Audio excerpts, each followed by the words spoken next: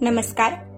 उन्हाळा आला की घरोघरी मातीची मडकी दिसतात। अनेक जण फ्रीजचं पाणी पितात, पण काही लोकांना माठातील थंडगार पाणी प्यायलाच आवडतं। उन्हाळ्यात प्रत्येकाच्या घरी मातीची मडकी दिसतात। असं म्हणतात की माठातील थंडगार पाणी चवीला खूप चांगले असते। खरंच हे पाणी लवकर तहान भागवते का? तसेच पचनक्रिया सुरळीत ठेवण्यास मदत करते का? तर ऐका। मातीच्या मडक्यांना सूक्ष्म अशी छिद्रे असतात, त्यामुळे मडक्याच्या पृष्ठभागावरील पाण्याचे बाष्पीभवन होते आणि पाणी नैसर्गिकरित्या आतून थंड होते।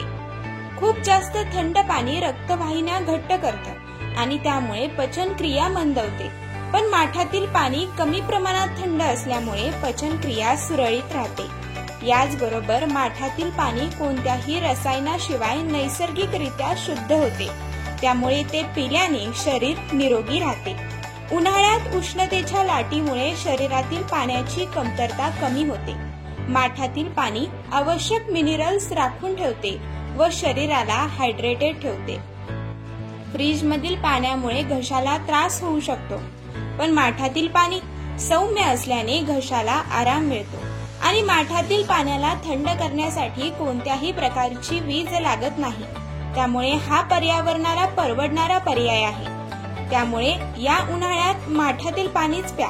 बाकी व्हिडिओ कसा वाटला हे कमेंट मध्ये सांगा। व्हिडिओ लाईक शेअर करा आणि अशाच व्हिडिओसाठी आपल्या चॅनलला सबस्क्राईब करा। धन्यवाद।